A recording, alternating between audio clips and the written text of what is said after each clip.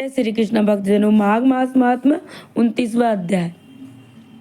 इतने धार्मिक होते हुए भी तुम सारस की योनि को क्यों प्राप्त हुए? वानर के इस प्रश्न के उत्तर में सारस ने कहा कि हे वानर, अपने पूर्व जन्म में आपने नर्मदा नदी के तट पर 100 बोरी दान ब्राह्मणों को दान किया था। उस समय तुमने यह दान मेरे ही द्वारा कराया, क्योंकि मैं तुम्हारा राजपुरोहित था। मैंने लोभ के वशीभूत होकर सारा का सारा दान अपने पास रख लिया। ब्राह्मणों को तो नाम मात्र का थोड़ा सा ही अंश दिया था। अपने इस पाप के कारण मुझे कालसूत नरक में रक्त से भरी कीच में गिराया गया। उस रक्त की दुर्गंधित कीचड़ से मेरा मुख नीचे की ओर और मुझे डाल दिया गया। मैं उसे चाटता नरक भोगता रहा। नरक में कौवे तथा गिद्ध मुझे नोच नोच कर खाते। कालसूत नरक में पल भर काटना भी घोर कठिन था। यद्यपि मुझे इस नरक में 30 वर्ष तक रहना पड़ा, उस नरक की यातना का वर्णन मैं नहीं कर सकता। दान हड़पने के पाप के कारण मुझे नरक भोगना पड़ा तथा दूसरे पाप अर्थात अपनी बहन के घर से कांसे का बर्तन चुराकर एक जुआरी को देने के कारण मुझे यह सारस का शरीर प्राप्त हुआ है। यह जो मादा सारस के रूप में मेरी पत्नी को तुम देख रहे हो, यह उस जन्म में ब्रह्माणी थी और वह कांसे का बर्तन चुराने में मेरा साथ दिया था। हे कपि, तुम अपने और हमारे पूजन के बारे में जान चुके हो। अब तुम अपना और हमारा भविष्य भी सुनो। अगले जन्म में हम और तुम तीनों ही हंस बनेंगे।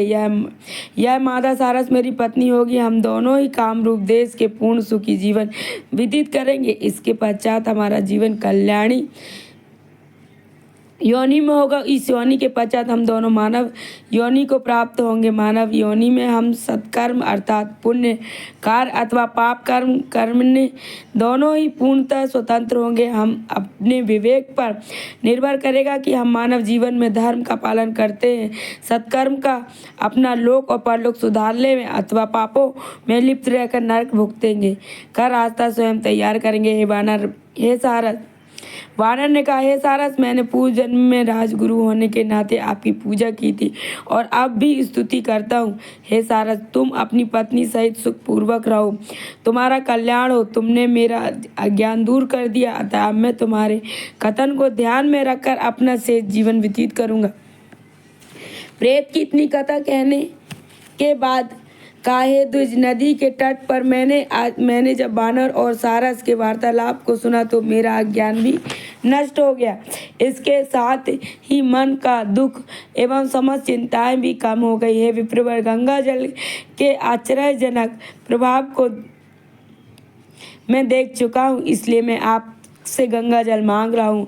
मैं बहुत दुखी हूँ तथा गंगा जल पीने को ललायत हूँ। गंगा जल की महिमा का वर्णन करते हुए प्रेत ने आगे कहा, एक ब्राह्मणों के भजन पूजन करवाया था। एक बार उसने अपनी अयोग्य व्यक्ति से अशुद्ध रूप में मंत्र जाप करवा दिया।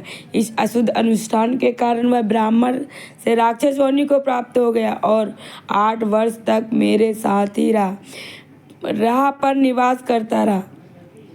8 वर्ष के बाद उस ब्राह्मण के पुत्र ने अपने पिता की मुक्ति के लिए अस्थियां एकत्रित करके तथा उन्हें ले जाकर कनखल में गंगा जी के पवित्र जल में प्रवाहित कर दिया। गंगा जी की धारा अस्थियां गिरते ही वह राक्षस तत्काल राक्षस योनि से मुक्त होकर देवलोक को चला गया।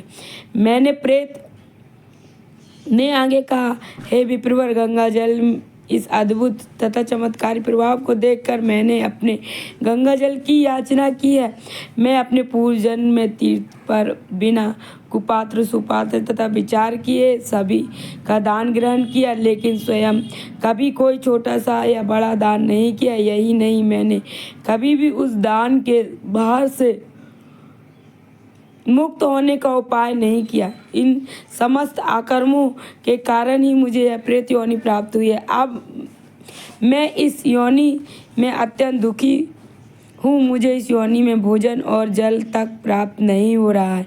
मैं अत्यंत दीनहीन दशा को प्राप्त हुए। इस विंध्य पर्वत पर दुख भोगते हुए मुझे सहस्त्रों वर्ष बीत चुके हैं। हे दुष्श्रेष्ठ, अब आप कृपा करके गंगा जल देकर मेरा शीघ्र उद्धार करने की कृपा करें। प्रेत के उपरोक्त वचन सुनकर उस पुण्यात्मा पति के हृदय में प्रेत के प्रति करुणा जागृत हुई और उसने द्रवीभूत होकर उस प्रेत को त्रिवेणी का जल पिला दिया। प्रेत ने त्रिवेणी का जल पीने के बाद कुछ जल से अपने मस्तक पर छिड़का अभिषेक किया। उसके फलस्वरूप उस प्रेत की काया छूटकर दिव्य शरीर प्राप्त हो गया। उस दिव्य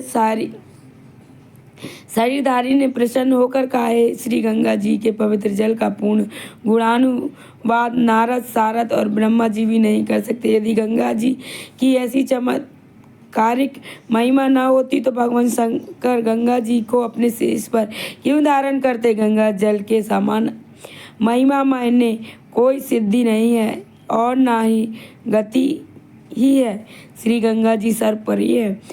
भक्ति पूर्वक गंगा जी की सेवा करने वालों को अवश्य मुक्ति प्राप्त होती है। अपने मुख में गंगा जल पिलाकर मेरा उद्धार किया है, अतः ईश्वर हर प्रकार से तुम्हारा भला करेगा। इस प्रकार के अनेकों आशीर्वाद देकर वह मुक्त हो चुका था। प्रेत दिव्य रथ में बैठकर स्वर्ग को प्रस्थान कर दिया।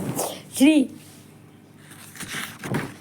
गंगा जी गंगा जल प्रयागराज तथा माघ मास के महात्म को सुनकर कथाएं सुन रहा पिशाच माघ में त्रिवेणी में स्नान करने के लिए प्रयाग को चला गया। प्रयागराज में पहुंचकर उसने संगम के पवित्र जल में स्नान किया। प्रयागराज में स्नान करते ही उसके समस्त पाप नष्ट हो गए तथा दिव्य दैविक शरीर प्राप्त हो गया। दिव्य शरीर प्राप्त करवाए भक्ति पूर्वक भगवान विष्णु की आराधना करने लगा। तब गंधर्व गण उसकी स्तुति करते हुए उस पर पुष्प वृष्टि करने लगे और देव ललाएं अभिवादन करने लगी और वह दिव्य विमान पर आरूढ़ होकर इंद्रलोक को प्रस्थान कर गया। इति पद्म पुराणे माघ महात्म 29वां अध्याय समाप्त। बोलो श्री हरिनारायण विष्णु भगवान की जय, माता लक्ष्मी की जय, राधा रमन लाल की।